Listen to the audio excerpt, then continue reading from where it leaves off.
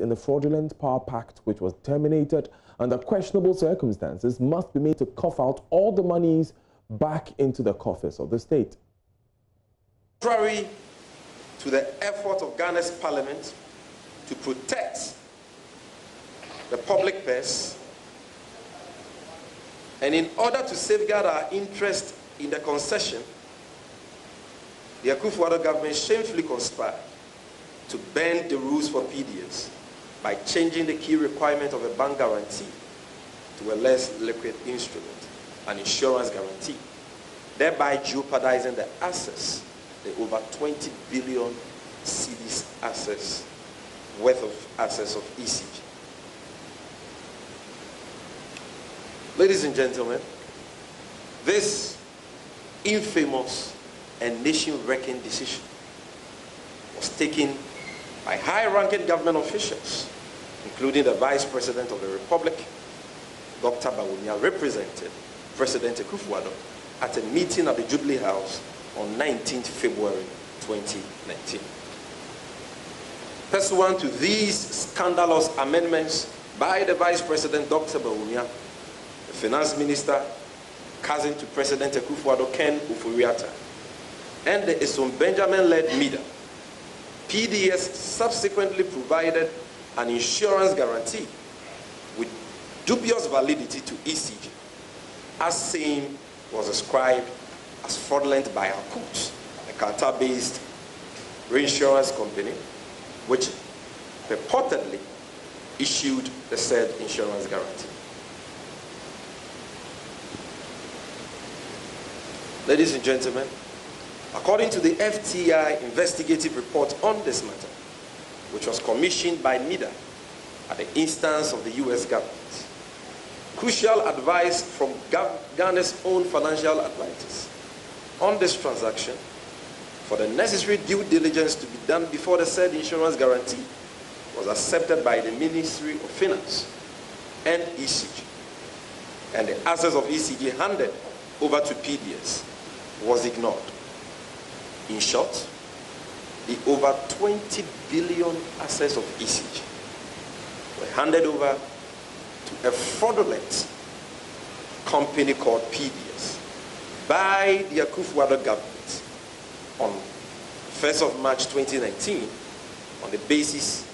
of a fraudulent insurance guarantee. It is worthy of note that under the guise of promoting local content, 51% of the shares in this fraudulent company PDS were allotted to companies belonging to friends and cronies of President Akufo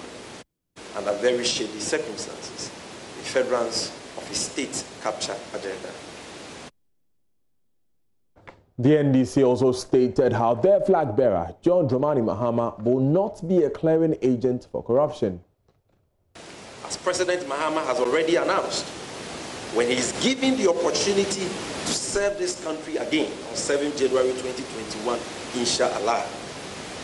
he shall wage a ruthless war against corruption in all sectors of our nation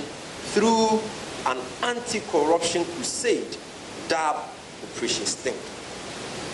Ghanaians can be rest assured that under the Operation Sting crusade,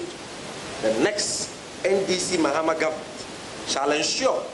that all monies,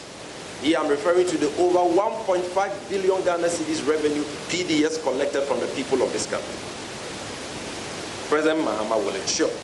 that all these monies collected by PDS from electricity consumers are properly accounted for and ensure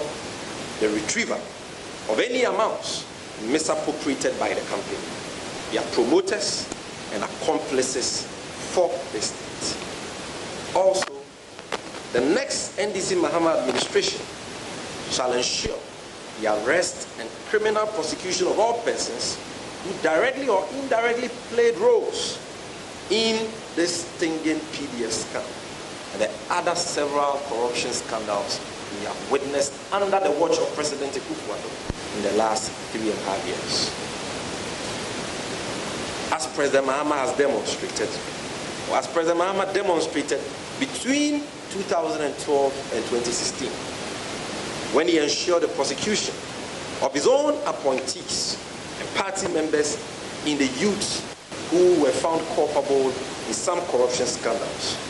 President Mahama will not be a clearing agent of corruption in the next